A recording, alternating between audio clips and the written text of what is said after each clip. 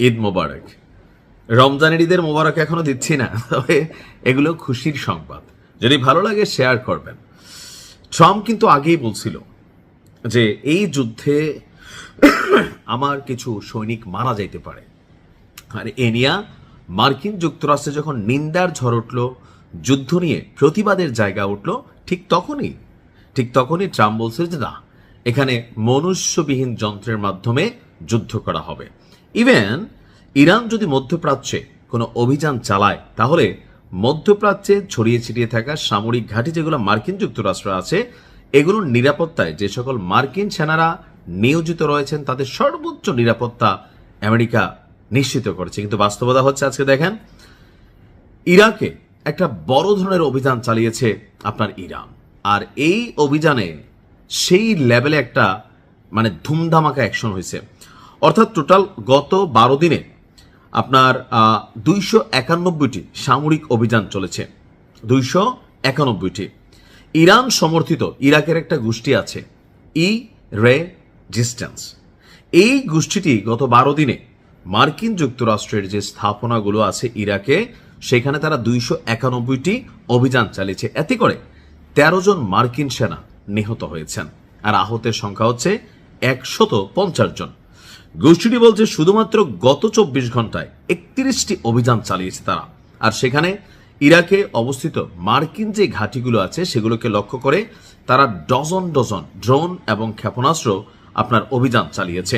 আর এতে করে এই সেনাদের নিহত এবং আহতদের বিষয়টা সামনে আসছে। ইরানের বিরুদ্ধে আমেরিকা ছাড়াও যে সকল পশ্চিমা রাষ্ট্রগুলো আগ্রাসী ভূমিকায় আছে, ইউরোপিয়ান রাষ্ট্রগুলো তাদেরকেও সতর্ক করে দিচ্ছে এই গোষ্ঠীটি। তারা বলছে বিশ্বব্যাপী শক্তিগুলো স্বাধীন জনগণের উপর তাদের আধিপত্য চাপিয়ে ইরানের জাতীয় মর্যাদা এবং স্বাধীনতা দমন করার চেষ্টা চালাচ্ছে। এদের বিরুদ্ধে যুদ্ধে তার মিত্রদের জড়িত করারও চেষ্টা চালিয়ে যাচ্ছে। ইরানের বিরুদ্ধে যারা অংশগ্রহণ করবে, যে কোনো দেশ তাদেরকে শত্রু হিসেবে বিবেচনা করবে।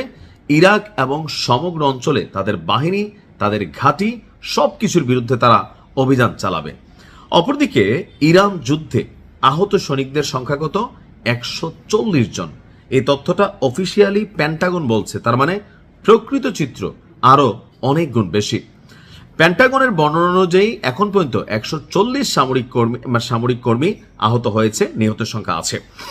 বলা হচ্ছে যে ছোট বড় সবকিছু মিলিয়ে পেন্টাগনের মুখপাত্র যিনি আছেন শন পার্নেল, তিনি বলছেন যে বিভিন্ন ধরনের 140-এর মধ্যে কেউ বুলেট খাইছে, কেউ হয়তো ক্ষেপণাস্ত্রের আঘাতে ক্ষত হয়েছে।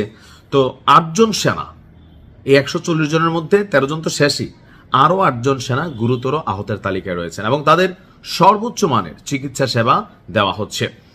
তো সব মিলিয়ে আমার কাছে মনে হচ্ছে পেন্টাগনের প্রধান যিনি আছেন পিট হেগসেথ, তিনি বলছেন যুক্তরাষ্ট্রের হামলা ইরানের বিরুদ্ধে আরো তীব্র হচ্ছে, যদিও ইরান থেকে ক্ষেপণাস্ত্র এবং ড্রোনের পরিমাণ উল্লেখযোগ্যভাবে নাকি কমে গেছে। এইটাও একটা ন্যারেটিভ তৈরির চেষ্টা, জনগণকে চাঙ্গা করা আর কি। ইরানের যারা সরকার বিরোধী জনগণ আছে তাদের, এবং যারা সরকারের পক্ষে বা ইরানের পক্ষে লড়াইটা চালিয়ে যাচ্ছে তাদেরকে নৈতিকভাবে বা মানবিকভাবে একটু বেকায়া ফেলা। লাভ হবে না, খেলা হবে। আসসালামু আলাইকুম।